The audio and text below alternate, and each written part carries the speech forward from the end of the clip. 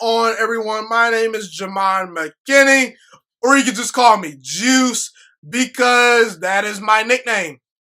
So I want to talk about Jayson Tatum and the Boston Celtics today. I believe Jayson Tatum is a future NBA superstar. Now, let me sort of define what I mean by an NBA superstar. I believe as far as just stardom in the NBA, the all-stars, the star players, and the superstars, that's what I want to talk about. I'm going to categorize what an all-star is, a star is, and a superstar. An all-star, to me, is someone like Rudy Gobert. A star player is Kyrie Irving, a guy that can be a number one option, in my opinion, but I'd much rather Kyrie Irving be maybe a number two.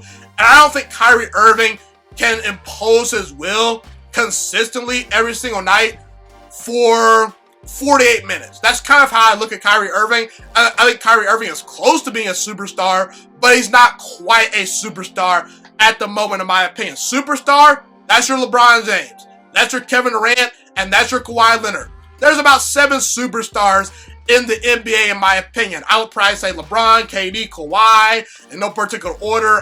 James Harden, Steph Curry. There's a couple other guys in there.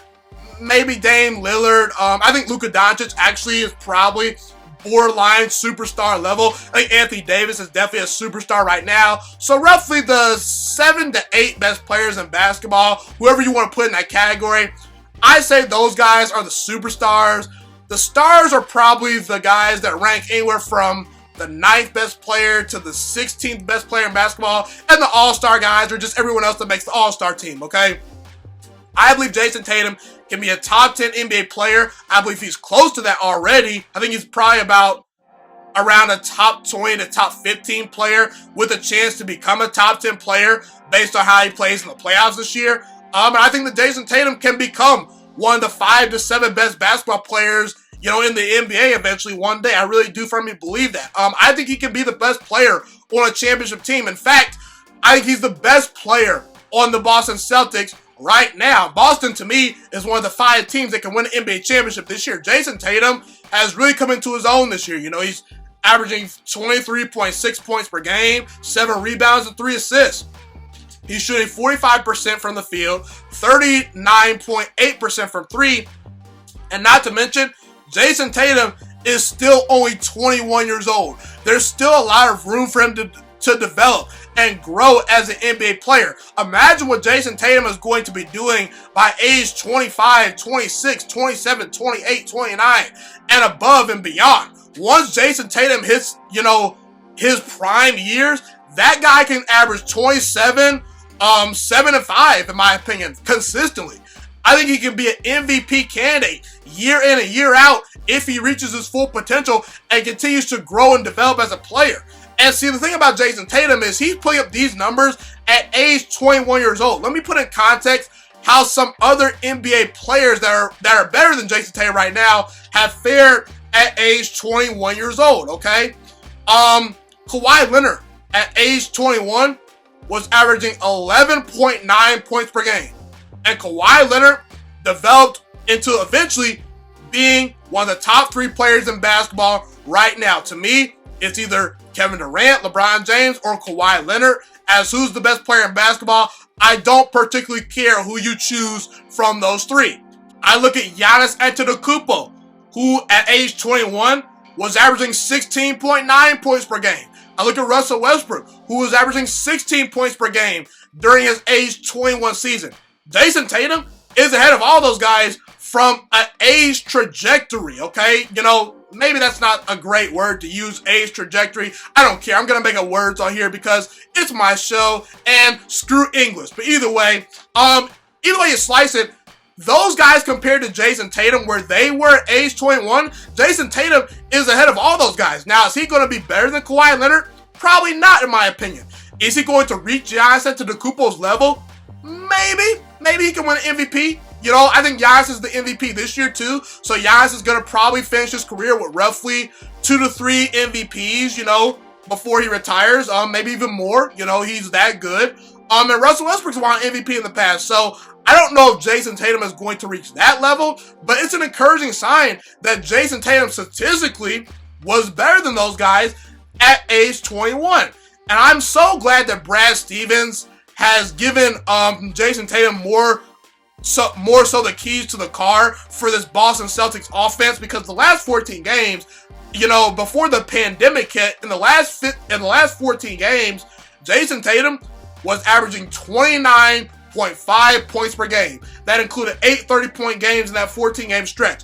And see, I like the fact that Brad Stevens, who has a system put in place, is allowing his best player to be the guy, to take the most shots, to go out there and score 30 points each night if he needs him to, okay? That's something that Greg Popovich has struggled with post Tim Duncan, because in the NBA, it's all about shooting threes and isolating your best players and allowing them to just take over games. And Greg Popovich still likes to, move the basketball, has not really adapted to the three-pointer as much as he should. And Greg Popovich is one of the 3 best head coaches of all time, but his lack of adjustment post Tim Duncan has really hurt the San Antonio Spurs. And also, they're not quite as talented anymore. But either way, I like this Boston Celtics team, and I really like Jayson Tatum. And what makes Jayson Tatum so good is he's a very good shooter. He's a guy that can work in the low post. He can create his own shot. He can handle the rock. He's a very good ball handler. He has an excellent feel for the game. And his willingness to defend the best player on the opposing team is really what impresses me about Jayson Tatum. And as a rookie, let's not forget, Jayson Tatum was arguably the best player on the court for the Boston Celtics in the Eastern Conference Finals, and he was dunking on LeBron James' head in the fourth quarter of game number 7. And that was without Kyrie Irving by his side. So Jayson Tatum, I believe he has all the talent in the world. He's going to be a future superstar, and I do believe he's going to be the best player maybe on a championship team if Boston pulls through within the next couple years. I think he has the capability to be the best player on a championship team. Jayson Tatum is, in my opinion, a little bit underrated. Now, I really like this Boston Celtics team. I do. They have great depth. That's probably the best strength of their team. Jaylen Brown is having a career year, averaging over 20 points per game. Kemba Walker is also giving you 20 points per game, a little bit over that actually. Kemba Walker has been a great leader. He's been a great distributor. He's giving you baskets when he needs to. He's facilitating, and he's running the offense at a very high level. And also, Gordon Hayward is having a bounce-back season. Marcus Smart is a good player. And Enes Kanter off the bench can give you 20 points some nights. But usually, he's walking 10 points, 5 to 10 rebounds off the bench, which is very valuable in the NBA today. And Boston is great defensively. They're well coached. They're great on offense. They have great depth, which is very key, because I think that in a year in which we're dealing with a pandemic, the teams that have the most depth are going to go the furthest in the NBA playoffs. I think the Los Angeles Lakers are very good, but outside LeBron James and Anthony Davis, I don't think they have a whole lot of depth. And with guys maybe being out of shape, guys not being able to get up to speed potentially, with how things are going with the NBA, it's so unpredictable. So I think the teams that have 5, 6, 7, 8, 9, 10 guys that can give you quality minutes are the teams that are really going to thrive come playoff time, especially with guys being out of shape and with offense being at such a premium during the playoffs. I don't think there's going to be much defense being played. Now, is this the year Boston pulls through?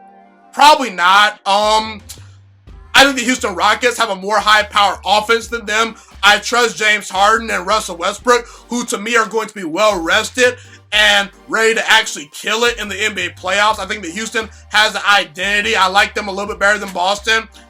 I like the Lakers. I like the Clippers better than Boston this year. And as far as Milwaukee goes,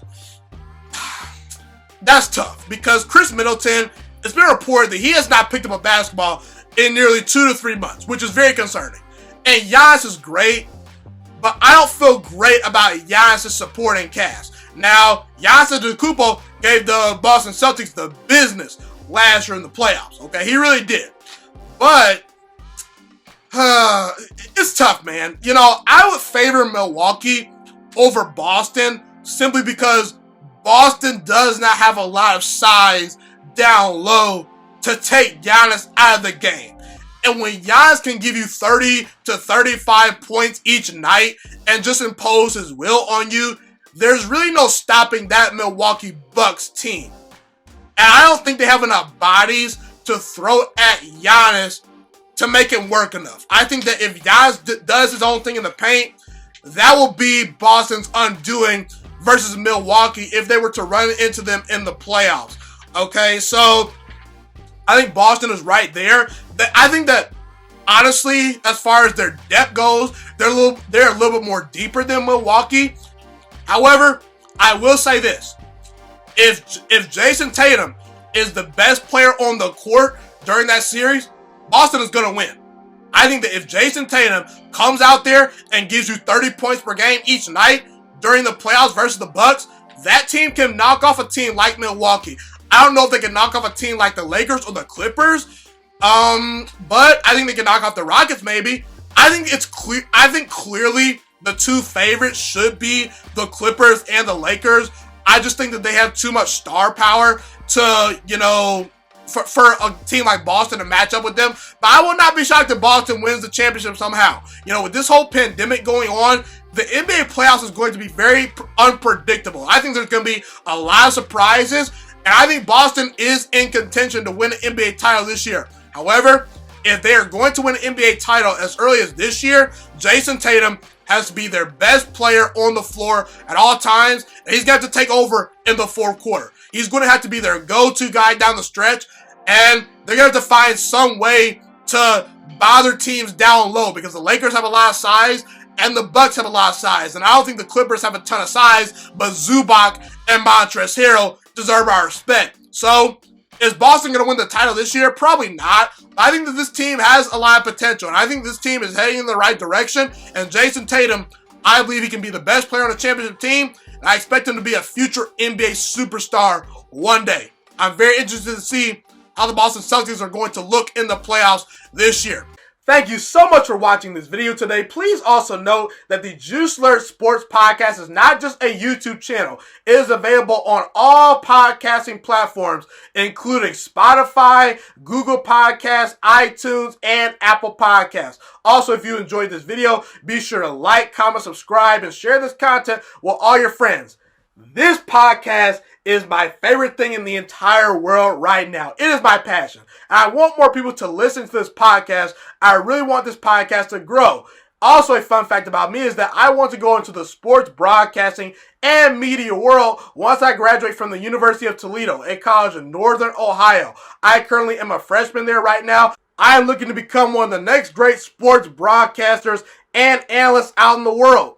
And I potentially would like to start my own network if this podcast really truly grows. Or if I fall short of that goal, I would love to work for a big time network like ESPN or Fox Sports 1. I am open to all networks. So if you believe in my dreams and you see or hear my passion through the screen, be sure to tell all your friends about the Juice Alert Sports Podcast. Stay motivated, you guys. Have a God bless day, and I'm out.